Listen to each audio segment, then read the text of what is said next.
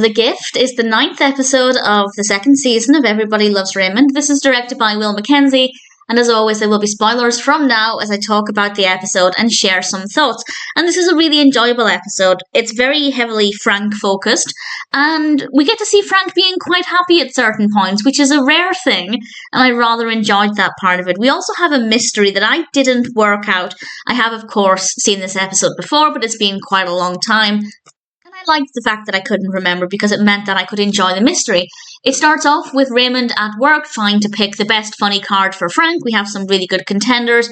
He settles on one with a child with spaghetti on his head. Apparently that's going to be funny to Frank.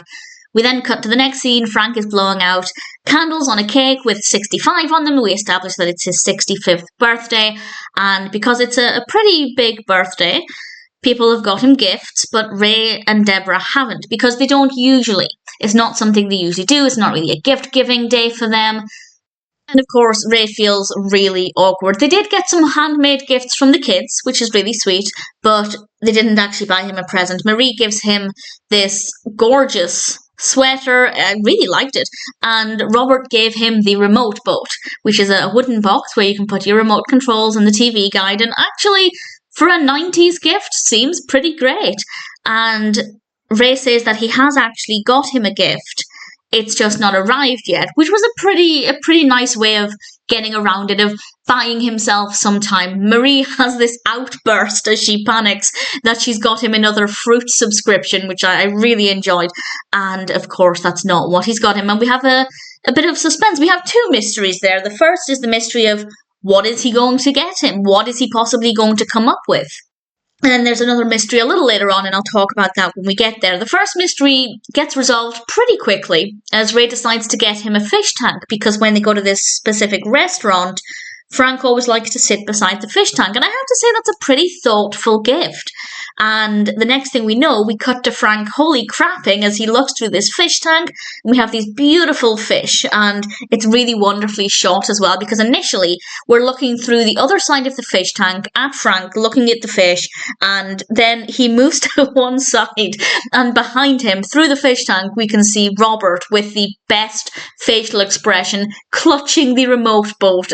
It's really, really well done, and I really thoroughly enjoyed it, and it seems to be going really well. But then later on, Ray and Debra are talking, and I actually found this to be quite true, because Debra says it's a hit, it's gone really well, she's really happy about it, she's really happy for Ray. But Ray says that it's actually a problem because now he has to get him something bigger and better each year. And I think that that's a pretty valid point. If you give somebody the perfect gift, if you find them just the perfect thing that they've always wanted, how are you going to top that the next year? Every gift after that is just going to seem mediocre. And I think that that's fine. I don't think, speaking from myself, if somebody gave me this amazing gift, I wouldn't expect them to have to top that year after year. But as the gift giver, I can understand that pressure. And Ray said this pretty great quote that I think if you are a worrier, you'll be able to relate to. And he says, "It's not that I don't have to worry about it for a year, it's that I have a year to worry," which I just thought was very relatable. If you are one of life's warriors, I'm sure you can relate to that. Then Ray goes over and Marie is cleaning the fish tank, and the next thing we know, we find out that Stan the fish has died, which is of course upsetting. And Frank has this outburst and he starts shouting, and he's clearly disturbed by this. This has really badly affected him in a way that one would not expect. And later that night, Ray and Debra are in bed talking about it, and Debra comes to the conclusion that it's probably because Frank himself is getting older, and the dead fish probably reminds him of his own mortality. And I'll be honest, I didn't come to that conclusion. When Frank had his outburst and he started shouting about the dead fish, I didn't immediately think, oh, it's because he's older. And maybe that's because he's only 65, and that's nowadays at least not a tremendously old age, but nevertheless, I didn't come to that conclusion. So it was quite interesting for Debra to think that way. But something told me there was more at play here. And Ray does go over and he wants to apologise for upsetting Frank. And we have this scene in the kitchen where Frank has moved the TV into the kitchen and he's got his remote boat with him. And I will point out something, though, in a moment that I think, well, actually, at the very end, that is a little bit of a concern, but I'll talk about that when we get there. And they talk about this, and Frank isn't really understanding what Ray is going on about as he's talking about mortality. And Frank reveals that the reason he is so angry is because he did go and try and replace the fish. And he found out that this fish cost $40. And he could have gotten a fish to eat for less than that. And the tank cost $600. And I will admit that is a lot of money to pay for a fish and a fish tank. And he's kind of initially outraged that Ray spent that much, but he admits, and I think that this is really interesting, and I think it was nice to see this more vulnerable side of Frank. He admits that, yes, he does feel proud of his son, but when he is kind of not necessarily flashing his cash, but buying expensive gifts for him that Frank himself couldn't have done, it makes him think of his own achievements and the fact that he was never that successful. He never had that much cash to throw around. But as Ray pointed out, he was more successful than his own father.